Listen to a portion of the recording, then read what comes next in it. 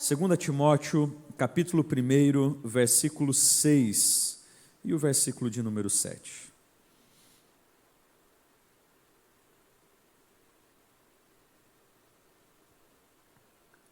Diz-nos assim: por esta razão, venho lembrar-lhe que reavive o dom de Deus que está em você e que pela imposição das minhas mãos lhe foi confiado.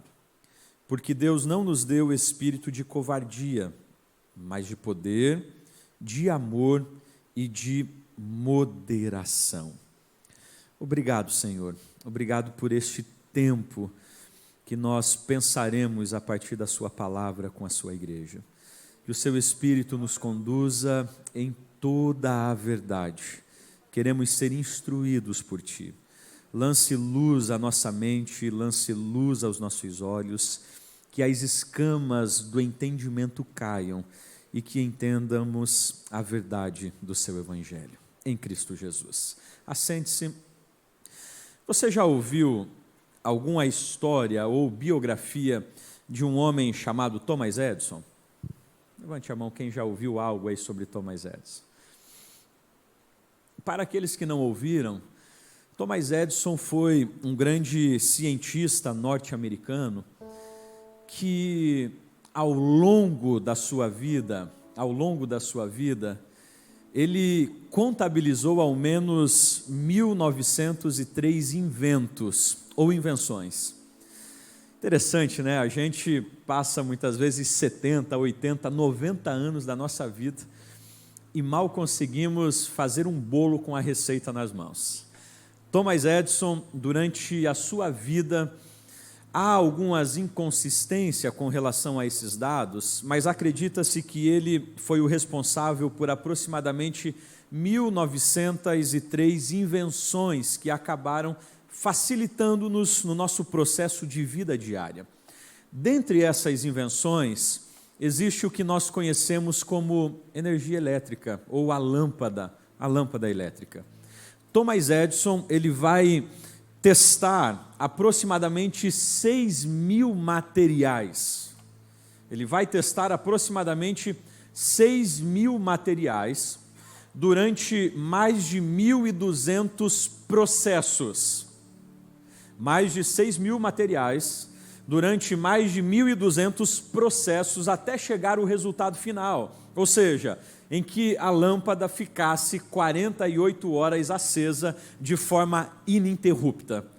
E o interessante é que quando esse feito é realizado, alguns repórteres chegam para ele e perguntam: Thomas Edison, como você lidou com esse sentimento de fracassar mais de 1.200 vezes até ter um resultado positivo?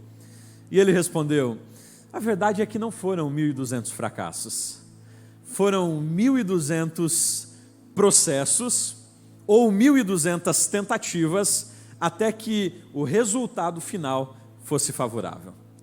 Esse é exatamente o entendimento daqueles que entendem que possuem sobre a sua vida, seja dom ou talento natural ou sobrenatural, e entende que na grande maioria das vezes, nas suas primeiras tentativas, ele não terá êxito. Quer ver? Quantas mulheres aqui que na primeira tentativa em realizar o bolo perfeito, saiu perfeito como esperado? Você lembra da primeira tentativa?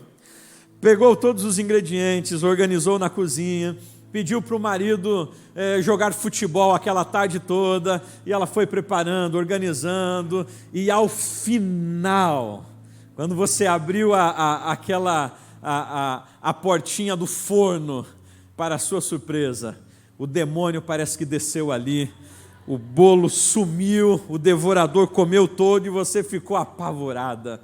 Eu lembro de algumas vezes que a mamãe fazia isso, principalmente quando ia receber visita. E não é assim? Quando você faz só para os da casa, sai aquele bolo lindo, incrível, maravilhoso. Quando o pastor vai à sua casa, o devorador baixa no forno e o bolo some.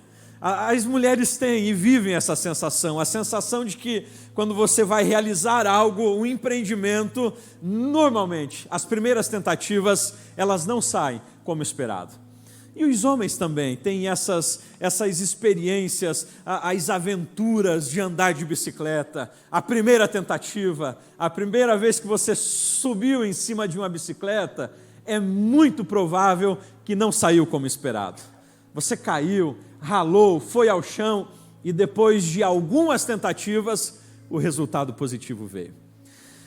Thomas Edison, ele traz para a gente muito esta percepção de que a vida e as tentativas que nós vamos realizando, elas não devem ser encaradas como fracassos. Não como fracassos, mas como processos em que nós vamos aprendendo, vamos percebendo o que dá certo, o que não dá certo, o que podemos continuar insistindo e aquilo que nós devemos abrir mão, até de fato recebermos ou alcançarmos resultados positivos. Este homem, ele é um grande exemplo do que fazer com talento ou dom que recebeu do Senhor. E um dos grandes desafios que nós vivemos hoje, igreja do século 21, não é a ausência de dons e talentos.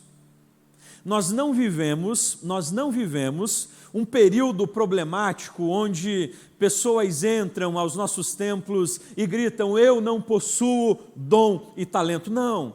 O grande problema não é a ausência de dom ou talento, e seja ele natural, uma habilidade que você herdou dos seus pais, que já vem lá desde o seu nascimento, ou seja, uma habilidade sobrenatural, que o Espírito de Deus concedeu a você em determinado momento. O grande problema não é a ausência de dom e talento.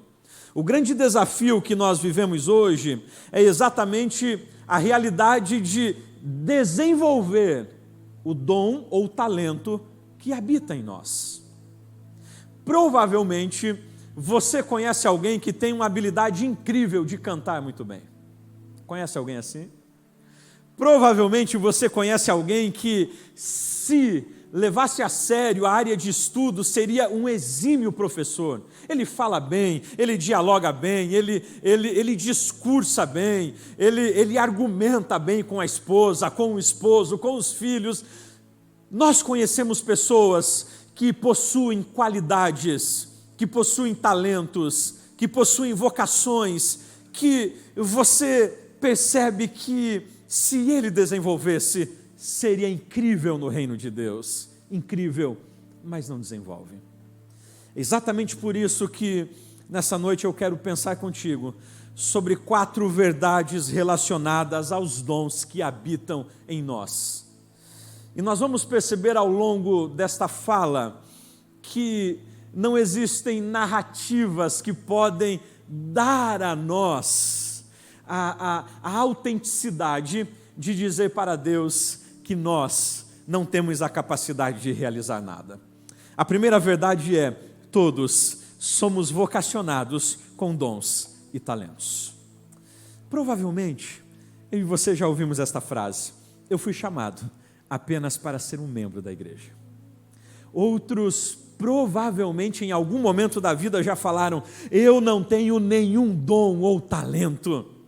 Quantos que já chegaram à nossa igreja e usaram a seguinte expressão: pastor, aqui muitas pessoas possuem dom e talento, mas eu fui chamado apenas para estar sentado aqui, apenas para servir como um membro dessa igreja. E esta frase, ou melhor, esta ideia, essa filosofia de vida, ela se impregnou no nosso meio cristão de tal forma que parece que existem apenas 2 grupos de pessoas na igreja.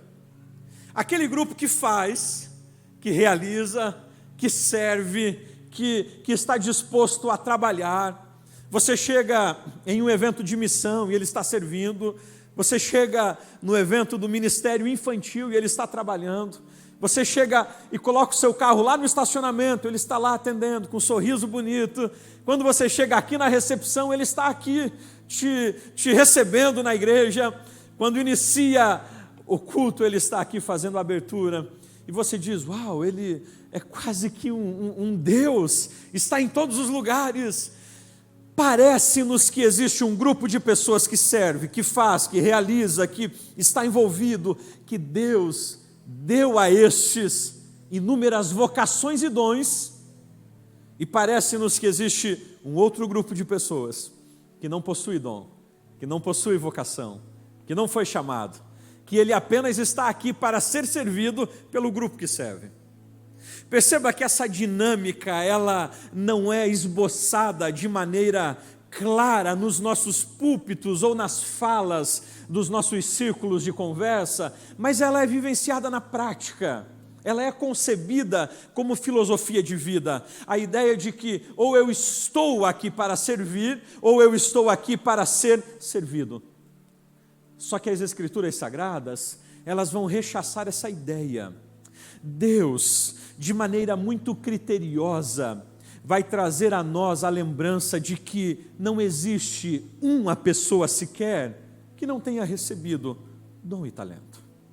A gente inicia com a parábola dos talentos, e nela Jesus conta a história de 3 homens, e é interessante que um recebe 5 talentos, o outro recebe 2, e o outro recebe 1 talento. Perceba que nenhum destes 3 homens ficam sem talentos.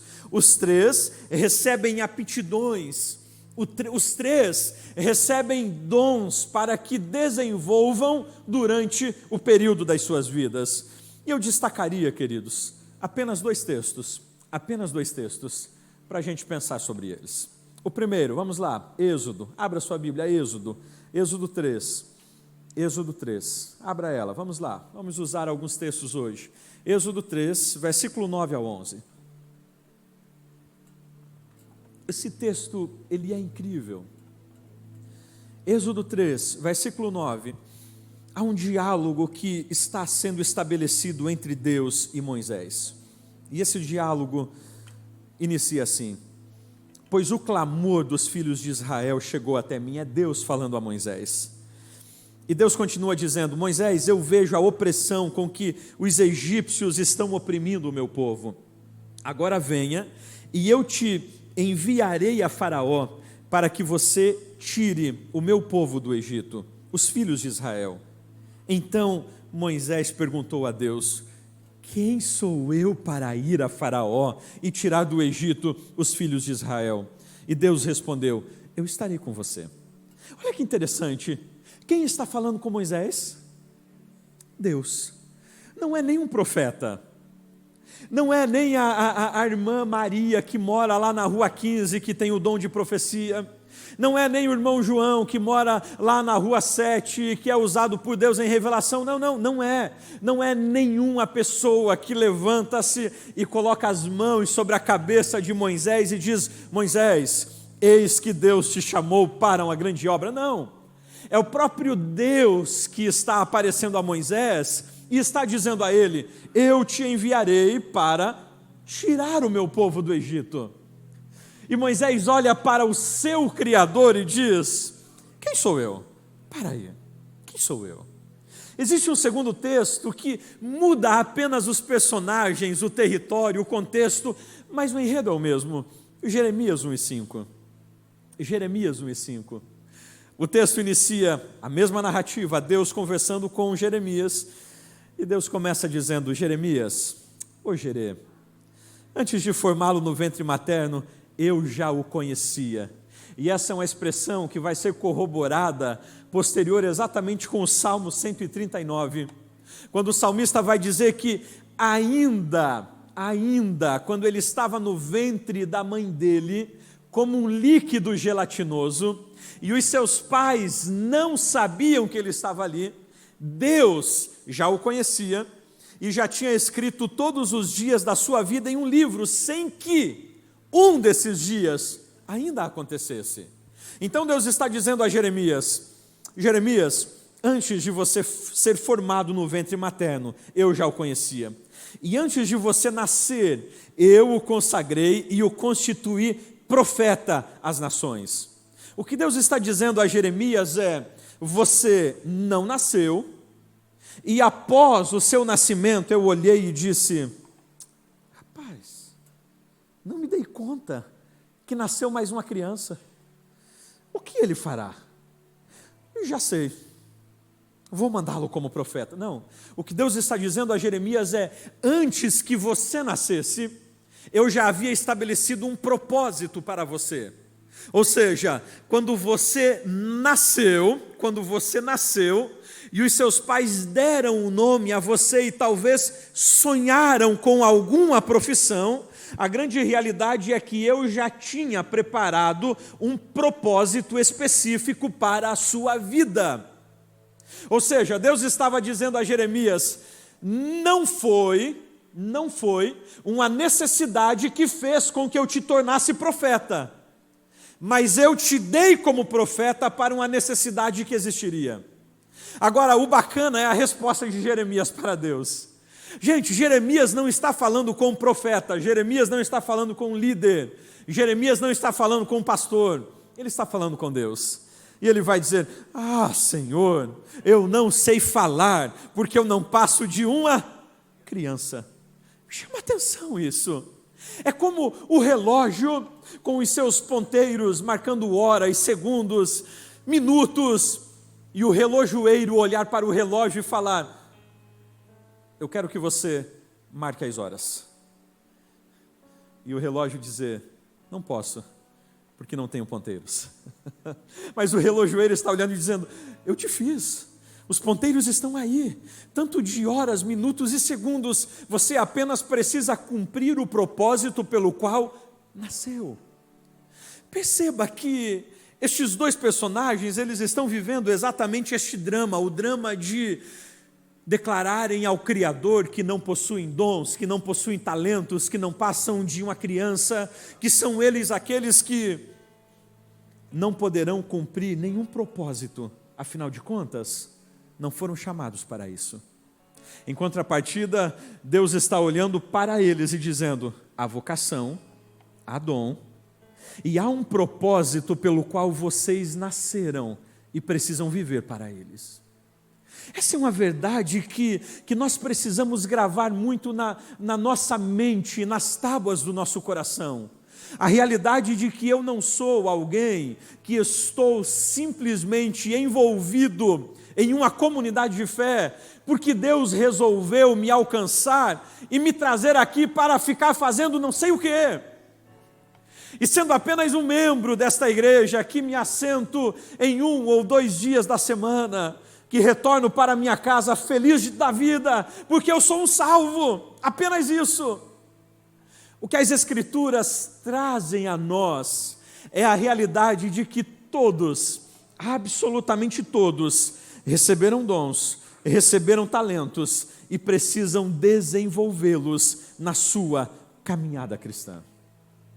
Escute, é para você isso, não é para o João que não veio hoje, não é para Maria que ficou em casa.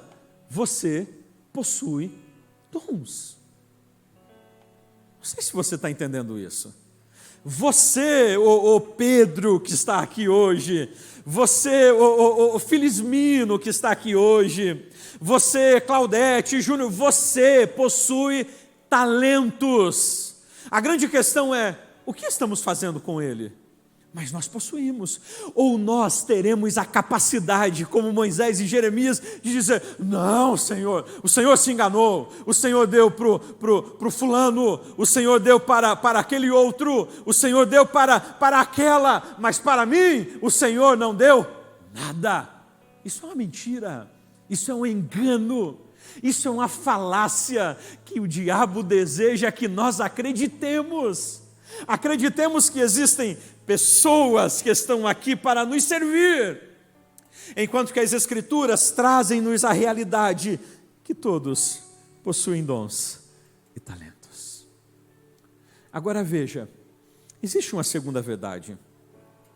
Se todos possuímos dons, a realidade é que há uma diversidade, porém não desimportância. Você já deve ter ouvido essa frase: todos somos iguais. Já ouviu isso? Que bom que você veio aqui, que bom que você está aqui nessa reunião, todos nós somos iguais. Isso é uma grande mentira. Nós não somos iguais. Você já olhou para quem está do seu lado? Se eu começar por aqui, alguns com cabelinho mais branco, outros nem tanto. Ao seu lado, alguns já sem cabelo, outros com bastante. Alguns assim com aparência bacana, parece o Brad Pitt com coronavírus. Outro um pouquinho melhor. Nós não somos iguais. Nós não somos iguais. A grande verdade é que dons e talentos que Deus vai conferindo a nós está muito ligado às nossas particularidades. E o incrível do reino de Deus, da igreja de Cristo, é que é exatamente esta diversidade de pessoas que torna a finalidade do crescimento da igreja possível. Possível. Já imaginou se todos nós fôssemos iguais? Se todos nós pregássemos iguais? Se todos nós cantássemos iguais, não precisaria mais do que um grupo de louvor, não precisaria mais do que um pastor, não precisaria mais do que uma pessoa para realizar todas as funções. Mas nós não somos iguais. Há uma parábola, ou uma fábula das 3 árvores. E nessa fábula, conta-se que 3 árvores pequenas estavam conversando entre elas. E a primeira árvore disse: quando eu crescer, eu quero ser um baú que vai guardar os tesouros mais valiosos desse mundo. A segunda árvore disse: quando eu crescer, eu quero me tornar uma grande embarcação que levarei os homens mais importantes para desbravarem o mundo. A terceira árvore disse: quando eu crescer, eu quero me tornar tão alta que as pessoas, ao olharem para mim, olharão para Deus e se lembrarão do seu Criador. Os anos passam, elas crescem. Vêm alguns lenhadores que não entendiam nada a linguagem das árvores e as cortam. A primeira árvore é transformada num coxo.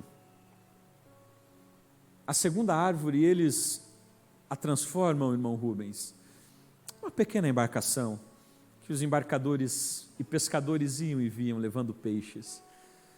A terceira árvore, eles fizeram 2 pequenas vigas e jogaram em um canto de uma marcenaria. Os anos passam e aquela árvore que desejava tanto receber os maiores tesouros, em uma noite, quando algumas coisas estranhas começam a acontecer, inclusive alguns sons de anjos cantando nos céus, uma mulher coloca uma pequena criança em cima daquele coxo. E aquela árvore descobre que ela estava carregando agora o maior tesouro de todos, chamado Jesus Cristo.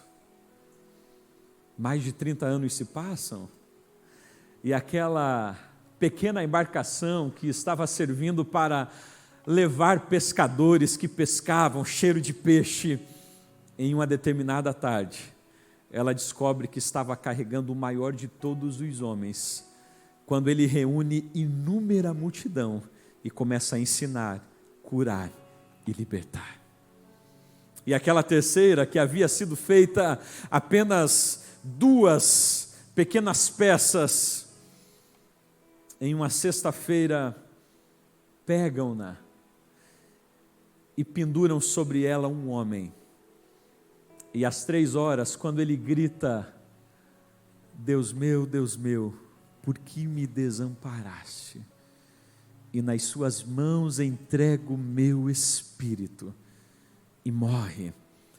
Esta árvore descobre que a partir daquele dia, todas as vezes que alguém lembrasse dela, da cruz, lembraria de Deus. Essa fábula, ela retrata muito bem a realidade de que todos somos diferentes e possuímos vocações diferentes no reino de Deus. Quantas vezes nós entramos em crise porque desejamos realizar aquilo que não pertence a nós? Quantas vezes nós nos decepcionamos depois que realizamos determinada tarefa, porque provavelmente nós não estamos servindo onde de fato fomos chamados para servir. Eu lembro que aos 16, 15, 16 anos de idade, se você perguntasse, quando eu vim para o seminário, quando perguntavam qual é o teu sonho, eu falava, o meu sonho é ser um pregador itinerante. Nossa, como eu sonhava, com os ternos legais, entrando em um carro e viajando pelo mundo afora. Gente, hoje eu descubro que se eu fosse um pregador itinerante, minha família passaria fome. E o que eu menos desejava era ser professor. Eu odiava a sala de aula, eu odiava estar lecionando, e a minha paixão hoje é estar em sala de aula. Converse com algum aluno meu e você descobrirá isso. Se você perguntar para mim, o que você deseja pregar em um congresso de missões ou estar em uma sala de aula com 20 pessoas, com 10 pessoas, e 4, 5 horas? Eu estar em uma sala de aula, porque é incrível você conversar, dialogar e a partir do ensino você perceber as transformações. E aí eu lembro que inúmeras as vezes eu saía de um púlpito decepcionado, frustrado, porque Deus não me ouviu, Deus não me chamou para isso, indignado porque eu estava tentando exercer uma vocação que não pertencia a mim. A gente precisa entender qual é a nossa vocação no reino, porque quando eu entendo qual é a minha vocação, sabe? Às vezes eu entro em salas de aulas, às 3 da tarde, saio às 9 horas da noite, dando aula das 3 às 9 horas da noite, cansado demais, mas extremamente satisfeito, porque você está exercendo aquilo pelo qual foi chamado. Um tempo atrás, a gente foi visitar o Jefferson e a Bela. Levanta a mão aí, casal. Está com vergonha, Bela? Eu vou denunciar. Gente, quantas mulheres amam cozinhar, assim, amam de paixão? Você vai descobrir que alguns, eu cozinho para que a minha casa não passe fome, eu cozinho porque os meus filhos... E aí, gente, quando nós sentamos para comer? Recanto do Fábio, Itapema, passa vergonha. E ela dizendo, pastor, eu sou apaixonado pela cozinha, eu amo cozinhar, e há um prato aqui, e outro prato ali, eu dizia, gente do céu, olha só, paixão.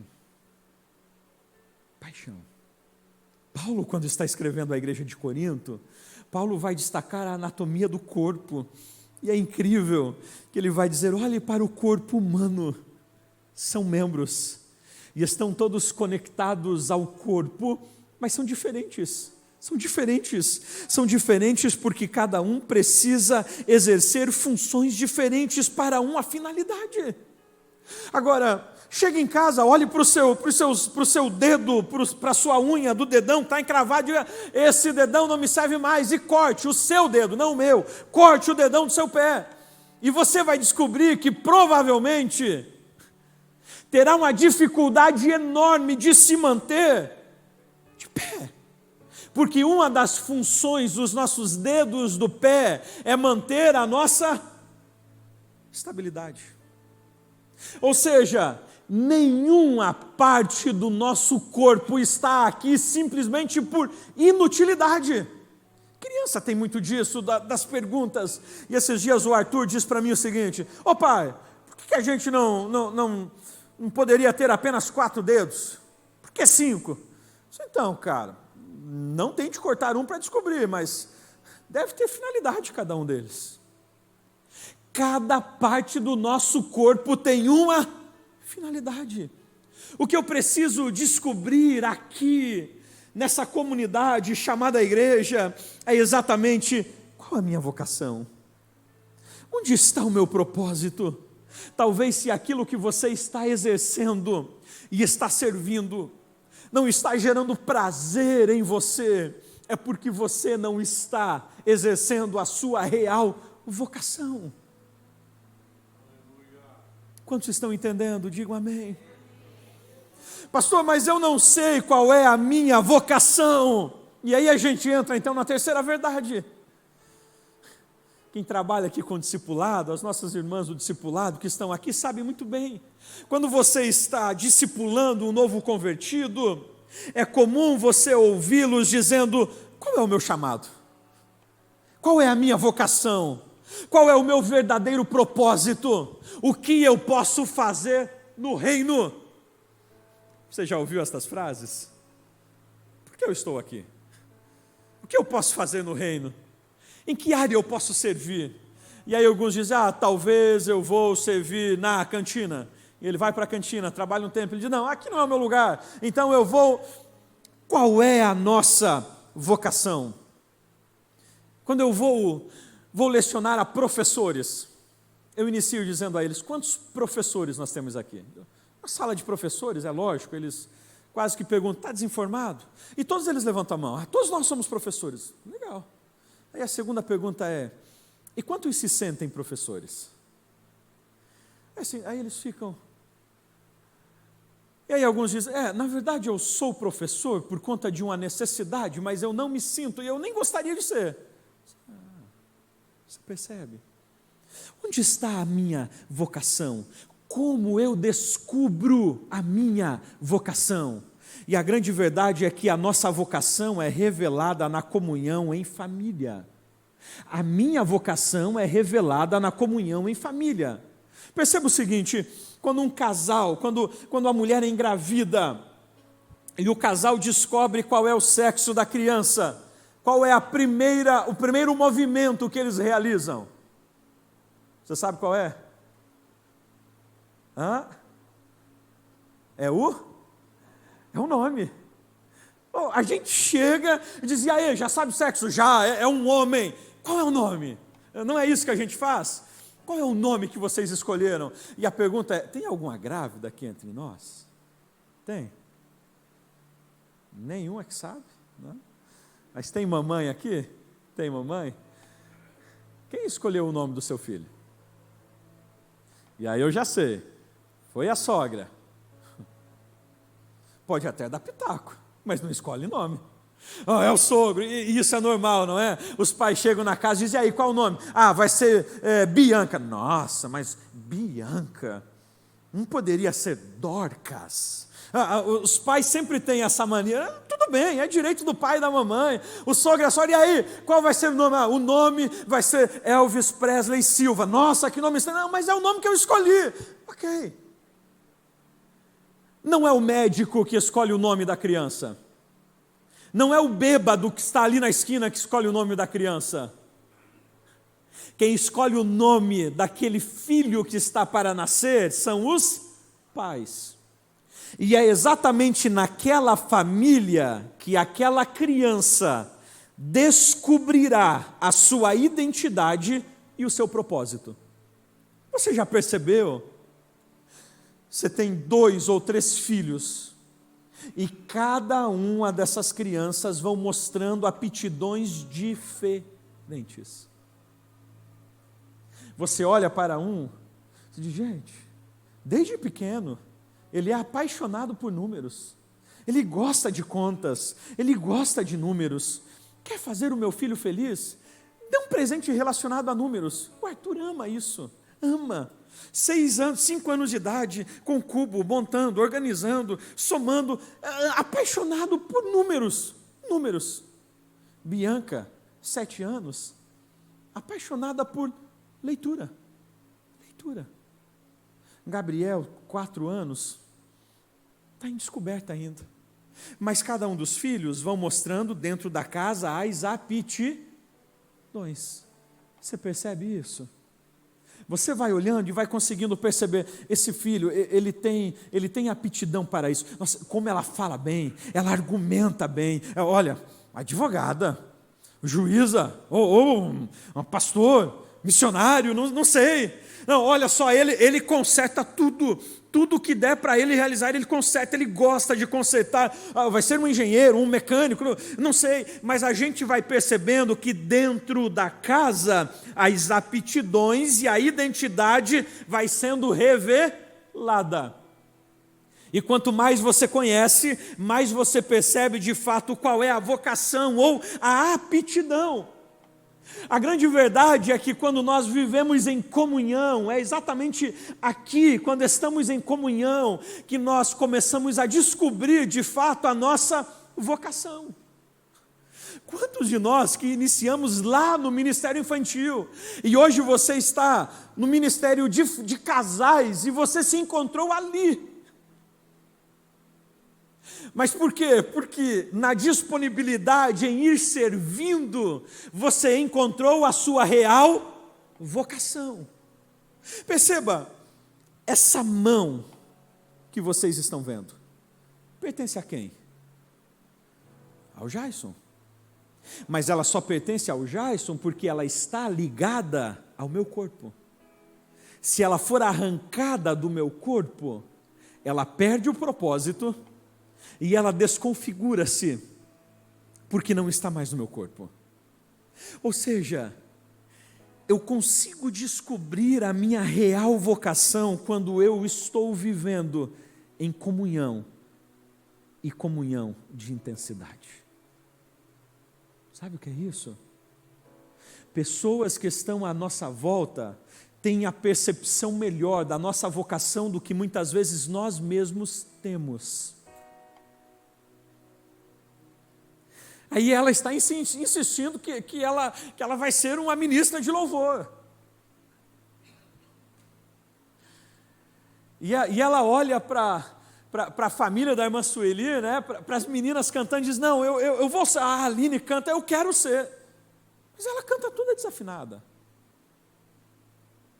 E aí é na comunhão profunda da amizade, que um amigo verdadeiro vai chegar e vai dizer, então, queridona, você canta incrivelmente bem, que seria melhor você orar, ao invés de cantar. E é nessa comunhão que nós vamos percebendo as aptidões e direcionando. Quando eu comecei a lecionar escola bíblica, eu lembro que acabava as escolas bíblicas lá em Francisco Beltrão, e os irmãos falavam, que escola incrível! E eu falava, não, o meu chamado não é para lecionar, não, eu nem gosto disso, eu só estou aqui porque o pastor me colocou. Mas você percebe que quem está ouvindo vai já direcionando esta pessoa a vocação que ele está mostrando que de fato exerce. E aí às vezes a gente tenta fugir, você tenta ir fugindo daqui e dali, mas a igreja está mostrando a você que a sua vocação é esta. Então descubra na comunhão da igreja. Se você ainda não conhece, se você ainda não sabe a sua real vocação, falta mais comunhão. Porque quanto mais você estiver em comunhão com aqueles que estão à sua volta, as percepções vão acontecendo. Dirá para você, você percebeu como você tem facilidade em acolher as pessoas? Como você é uma pessoa receptiva? Como você seria uma pessoa incrível para estar recebendo os irmãos quando eles chegam à igreja. Você seria incrível no acolhimento da igreja. Aí você está na comunhão com o outro e de repente ele diz, você já percebeu como você é incrível? Como você é incrível em dialogar, em explanar conteúdos muito bem. Você seria um bom professor, um bom discipulador. Será? Eu nunca pensei isso mesmo. Pois é. Na comunhão, eu descubro a minha vocação. Caminhando para a gente finalizar. Primeira verdade, todos somos vocacionados. Segunda verdade, somos vocacionados com diversidade. Terceira verdade, a sua vocação é revelada na comunhão. E para finalizar, desenvolva a sua vocação.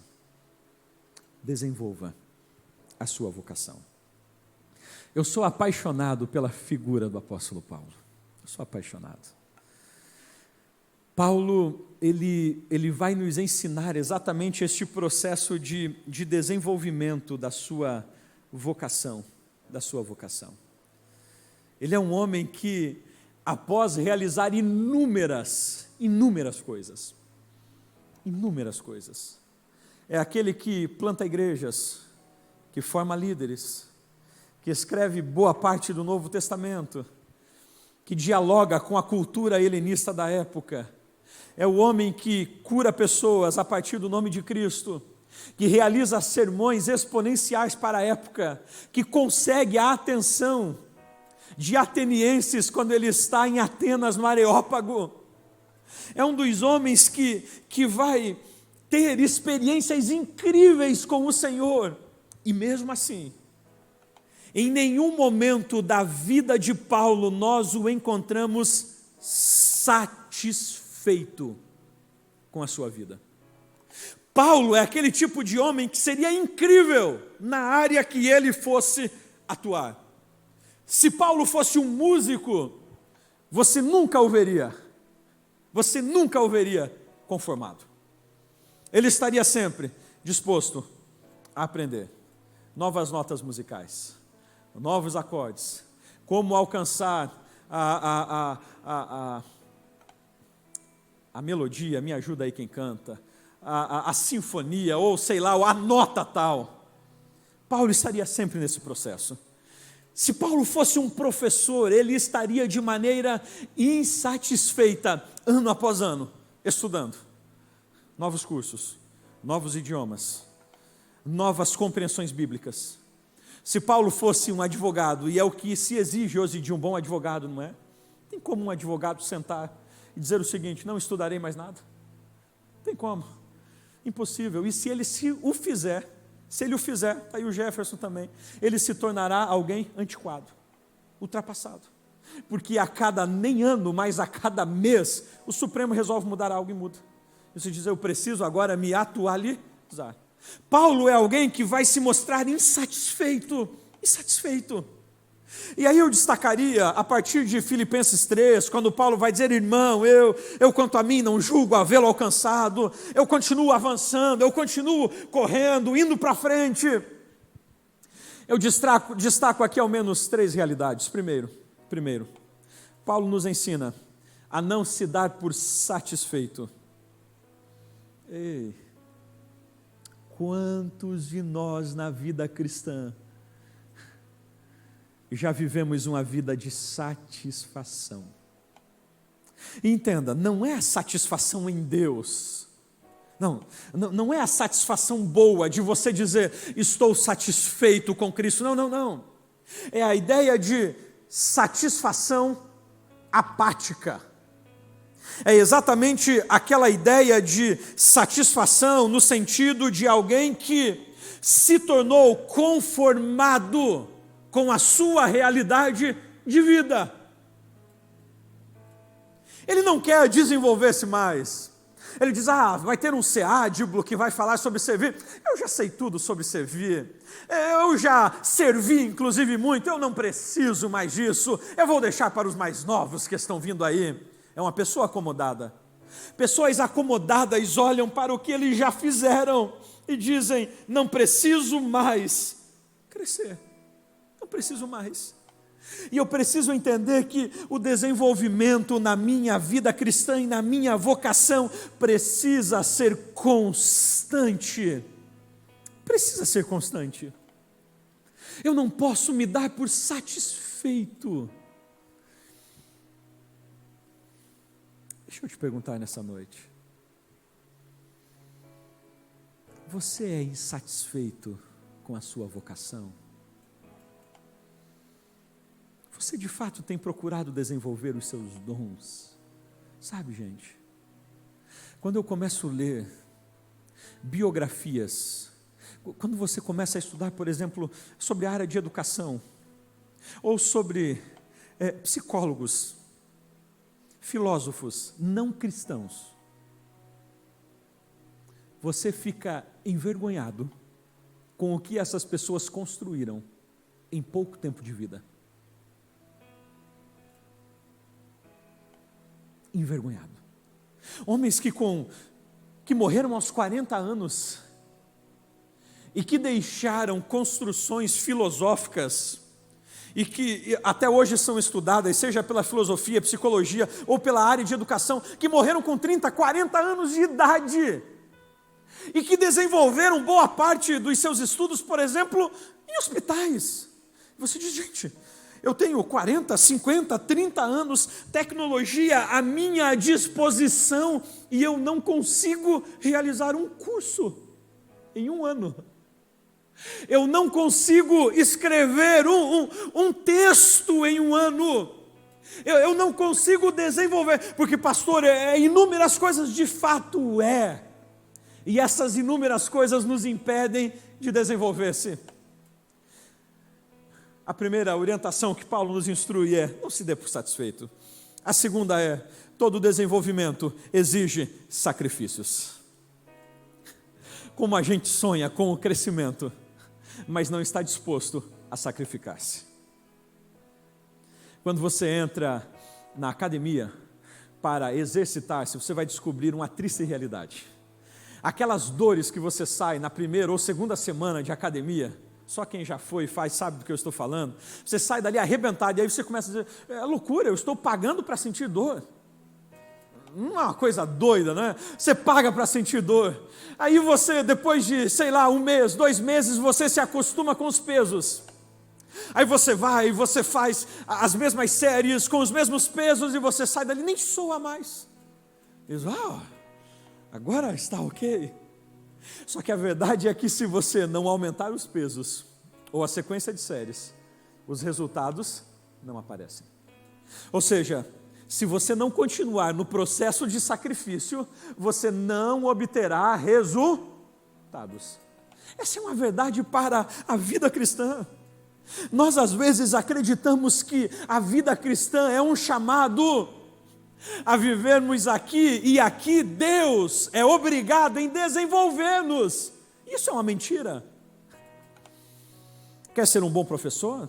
Especialize-se, faça cursos, estude. Quer ser um bom líder? Vá a seminários, invista na sua vida de liderança, ouça líderes. Quer ser uma boa cozinheira? O que precisa fazer? Vá para o YouTube, aprenda novas receitas, aprenda novas técnicas. Quer ser um bom cantor? Dedique-se nessa área, faça novos cursos, aprenda novas técnicas. Ou seja, eu preciso me desenvolver na área pela qual eu fui chamado. Dor no coração. A maioria das pessoas não crentes levam muito mais a sério o desenvolvimento profissional do que nós, como cristãos, levamos a sério o desenvolvimento vocacional. Você olha para o cara de 35 anos, ele já tem um doutorado. Pastor, mas isso não vale para nada. Não, ok, tá, calma lá. E a gente está com 50 anos de fé e não chegou a ler a Bíblia uma única vez. E ainda quando alguns perguntam textos básicos: me explique, o Senhor é o meu pastor, nada me faltará. Me explique o que de fato isso significa. Então, eu sei que Ele é nosso pastor e que nada falta. E isso já está bom demais. Você se dá por satisfeito. Vivemos um tempo de cristãos medíocres, que se satisfazem com o pouco, enquanto o Senhor nos chama a desenvolvimento. Se coloque de pé. Eu me encaminho para finalizar. A última fala é: a prática leva não à perfeição, mas ao aperfeiçoamento. Não é assim? Aprendeu a andar de bicicleta? Continue andando, até que de repente você vai descobrir que não precisa mais usar as mãos. Olha só, o cara que lá no início com as 2 mãos e os 2 pés caía, agora tanto anda que cruza os braços. E isso é prática. Aquele que lá no início, apaixonado pela música, mal conseguia fazer um ré, dó, mi, fá. Agora ele faz dedilhado, sem olhar nas notas. Prática. Aquela que no início do casamento conseguia queimar a água quando estava cozinhando, agora se tornou uma exímia cozinheira. Prática. O Senhor nos chama a desenvolver o dom que Ele deu a nós. Escute, a questão não é se eu e você fomos salvos, a questão é o que estamos fazendo com o dom e a vocação que Ele deu a nós. Ei, ninguém é velho demais para o reino de Deus, ninguém é novo demais para o reino de Deus, ninguém é incapaz demais para o reino de Deus. A grande questão é: você está disposto a desenvolver o dom que há em você? Abrace quem está ao seu lado e diga para ele o seguinte: eu preciso desenvolver o dom que há em mim. E você? E você? O Senhor nos chama nessa noite. O Senhor nos chama nessa noite a um compromisso. A questão não é se o seu dom é para tal área ou tal área, a questão é: desenvolva. Acredite, se você está aqui, há um propósito de Deus com a sua vida, e não é apenas o propósito da redenção, da salvação, há um propósito de que você sirva, de que através da sua vida você toque vidas, seja com um bolo que você fará, seja com a sua voz cantando, seja com os seus dedos dedilhando, seja servindo aqui na mídia, gravando uma boa mensagem, organizando o cenário. Não importa a área, a questão é: desenvolva a sua vocação. E que naquele dia a gente, ao estar diante dele, diga: Senhor, eu não recebi os 5 talentos de fulano, mas esse talento que o Senhor me deu, eu consegui duplicá-lo. Está